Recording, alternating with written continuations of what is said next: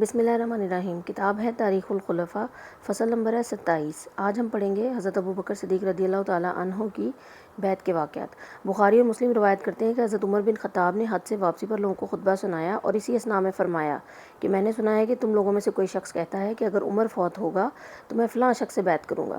وہ شخص اس بات پہ نہ بولے کہ حضرت صدیق اکبر کی بیعت بے سوچے سمجھے اور اچانک ہوئی تھی۔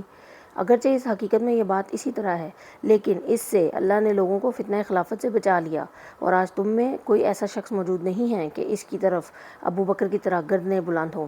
جب آقا علیہ الصلوۃ والسلام نے وفات پائی ہے تو ابو بکر ہم سب سے افضل تھے، حضرت علی اور زبیر ان کے ساتھی بے شک فاطمہ رضی اللہ تعالیٰ عنہ کے گھر میں بیٹھ رہے تھے، اور تمام انصار الگ ثقیفہ بن سعدہ میں بیٹھ رہے تھے، اور مہاجرین صدیق اکبر کے پاس جمع ہو گئے۔ تو میں نے کہا، اے ابو بکر، آپ ہمارے ساتھ انصار تک چلیے۔ بس ہم ان کا قصد کرتے ہوئے اٹھے اور راستے میں سے دو نیک شخص ملے۔ انہوں نے ہم سے لوگوں کا حال بیان کر کے کہا کہ اے مہاجرین، تم کہاں جانا چاہتے ہو؟ میں نے کہا کہ ہم اپنے بھائیوں انصار کے پاس جانا چاہتے ہیں۔ انہوں نے منع کیا، لیکن ہم پھر بھی ثقیفہ بنی سعدہ میں پہنچے۔ دیکھا کہ سب انصار وہیں جمع تھے اور ان کے درمیان ایک شخص چادر اوڑھے بیٹھا تھا۔ پوچھنے پر پتہ چلا کہ وہ سعد بن عبادہ ہیں۔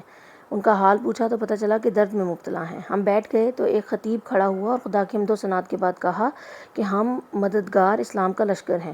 اے مہاجرین، تم ہمیں ہماری اصل سے قطع کر دو اور امر خلافت سے ہمیں روک دو، یہ ارادہ کرتے ہو؟ جب یہ بات کہہ کر وہ خاموش ہوا تو میں نے ارادہ کیا کہ اٹھ کر کچھ کہوں، تو حضرت ابو بکر صدیق نے مجھے روک دیا۔ میں نے ابو بکر کے حق میں بات کرنے کے لیے کچھ باتیں تیار کر رکھی تھیں، لیکن جب حضرت ابو بکر صدیق نے مجھے روکا اور خود کھڑے ہوئے تو انہوں نے فی البدیہہ بیان میں ہر وہ بات کہہ دی جو مجھے پسند تھی اور کوئی بات نہ چھوڑی۔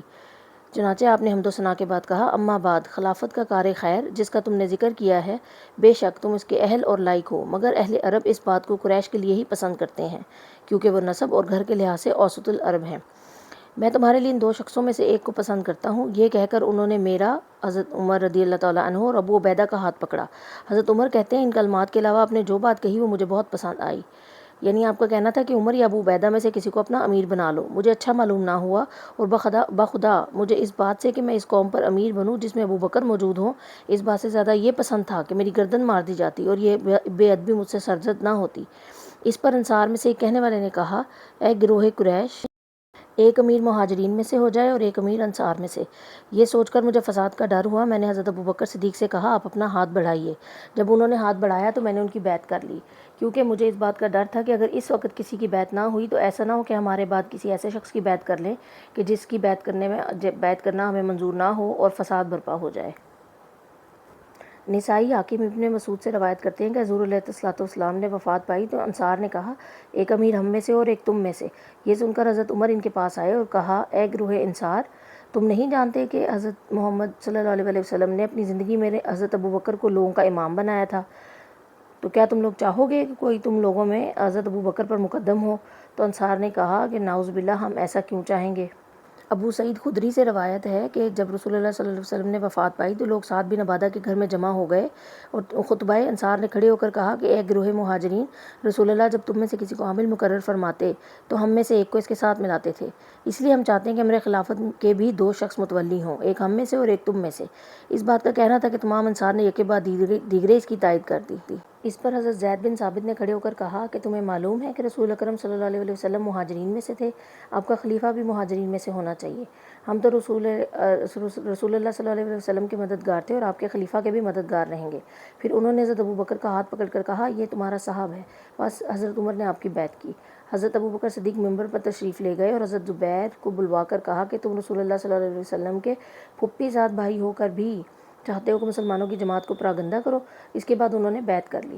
آپ نے حضرت علی کو نہ پایا تو ان کو بلوا کر کہا کہ تم رسول اللہ کے چچا زاد بھائی اور ان کے داماد ہو کر یہ چاہتے ہو کہ مسلمانوں کی جماعت کو پراگندہ کرو؟ انہوں نے کہا، اے خلیفہ رسول، مجھے سرزنش نہ کیجیے۔ پھر انہوں نے بیعت کر لی۔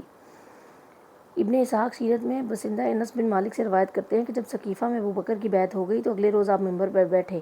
اس سے پہلے کہ آپ کچھ کہیں، حضرت عمر نے کھڑے ہو کر حمد و ثناء کے بعد کہا کہ اللہ نے تمہیں امر خلافت میں بہترین شخص پر مجتمع کر دیا ہے، جو حضور علیہ الصلوۃ والسلام کے صاحب اور غار میں ثانی اثنین تھے۔ تمہیں چاہیے کہ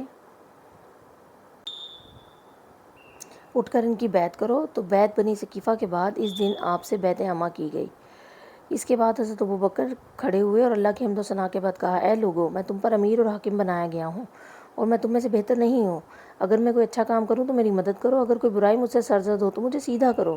صدق امانت ہے اور کذب خیانت ہے۔ تم میں سے ضعیف میرے نزدیک قوی ہے، حتیٰ کہ میں ان کا حق انہیں واپس دلاؤں گا، اور تم میں سے قوی شخص میرے نزدیک ضعیف ہے، حتیٰ کہ انشاءاللہ میں اس سے حق لوں گا۔ جو لوگ جہاد فی سبیل اللہ کو ترک کرتے ہیں، خدا انہیں ذلت کے گڑھے میں پھینکتا ہے۔ جب کسی قوم میں فحش باتیں رواج پاتی ہیں تو وہ سب کے سب مصیبت میں گرفتار ہوتے ہیں۔ جب تک میں رسول اللہ صلی اللہ اور اس کے رسول کی تابعداری کروں، تم لوگ میری تابعداری کرو، اگر میں اس سے پھر جاؤں تو تم پر میری اطاعت لازم نہیں۔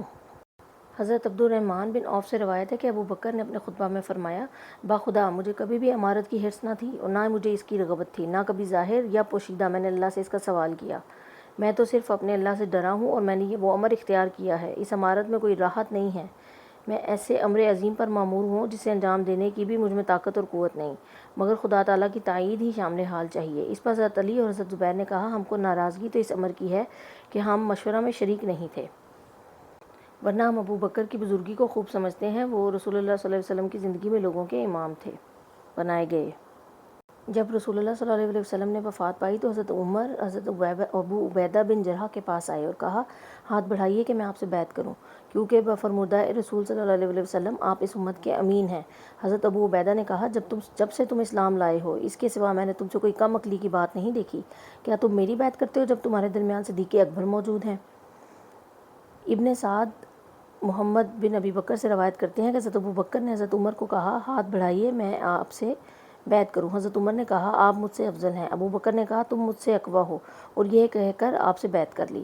احمد حمید بن عبد الرحمن بن عوف سے روایت کرتے ہیں کہ جب رسول اللہ نے وفات پائی اس وقت ابو بکر مدینہ کے کسی مقام میں تھے۔ خبر وفات سن کر آئے، رسول اکرم صلی اللہ علیہ وسلم کا چہرہ کھول کر بوسہ دیا اور کہا، میرے ماں باپ آپ پر قربان ہوں، آپ کی زندگی اور وفات دونوں حالتوں میں کیسے پاکیزہ ہیں۔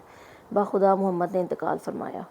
راوی کہتا ہے کہ اس کے بعد حضرت ابو بکر اور حضرت عمر دونوں اکٹھے چلے اور انصار کے پاس آئے۔ بس پہلے حضرت ابو بکر نے کلام شروع کیا اور انصار کی تعریف میں جو کچھ قرآن میں نازل ہوا تھا وہ فرمایا۔ اس کے بعد آپ نے فرمایا کہ تم لوگ جانتے ہو کہ رسول اکرم صلی اللہ علیہ وسلم نے فرمایا کہ اگر انصار ایک راستے پر چلیں اور لوگ دوسرے راستے پر تو میں انصار کے راستے پر چلوں گا۔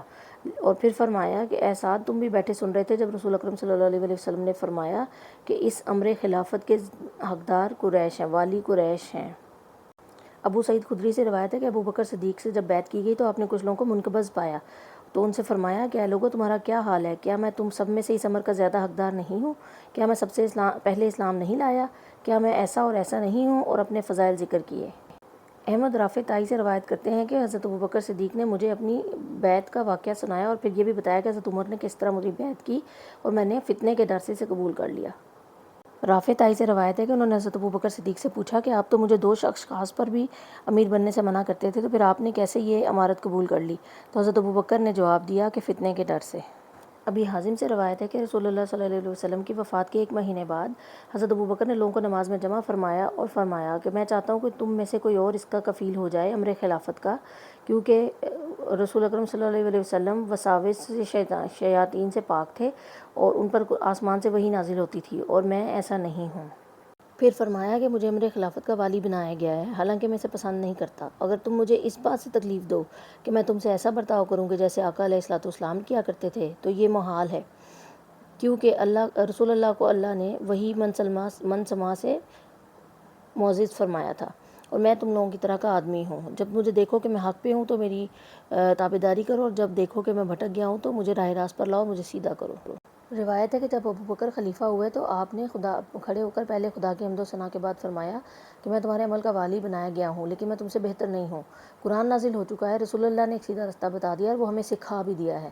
بس اے لوگو، جان لو کہ نہایت زیرک اور دانا شخص پرہیزگار ہے اور نہایت عاجز شخص فاجر اور گناہ گار ہے۔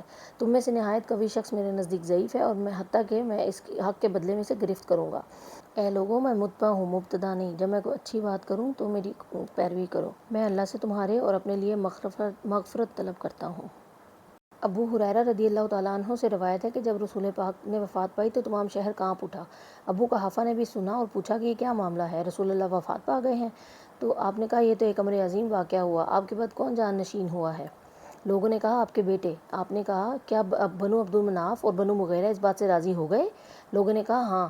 آپ نے کہا کہ جسے وہ بلند کریں اسے کوئی پست نہیں کر سکتا اور جسے وہ پست کریں اسے کوئی بلند نہیں کر سکتا۔ واقعی حضرت عائشہ رضی اللہ تعالیٰ عنہ، ابن عمر اور سعید بن مسیب وغیر ہم سے روایت کرتے ہیں کہ حضرت صلی اللہ علیہ وسلم کی وفات کے روز یعنی 12 ربیع الاول بروز دوشنبہ سن 11 ہجری کو لوگوں نے حضرت صدیق اکبر سے بیعت کی۔ طبرانی اوسط میں ابن عمر رضی اللہ تعالیٰ عنہ سے روایت کرتے ہیں کہ ابوبکر تا وفات کبھی ممبر پر اس جگہ پر نہیں بیٹھے جس جگہ حضور علیہ الصلوۃ والسلام بیٹھا کرتے تھے، اور نہ ہی حضرت عمر تا وفات ممبر کی اس جگہ پر بیٹھے جس جگہ حضرت صدیق اکبر بیٹھا کرتے تھے، اور نہ ہی حضرت عثمان تا وفات حضرت عمر کی جگہ پر بیٹھے۔ فصل 28 میں صدیق اکبر کی خلافت کے واقعات پڑھیں گے، تب تک لیے اللہ حافظ۔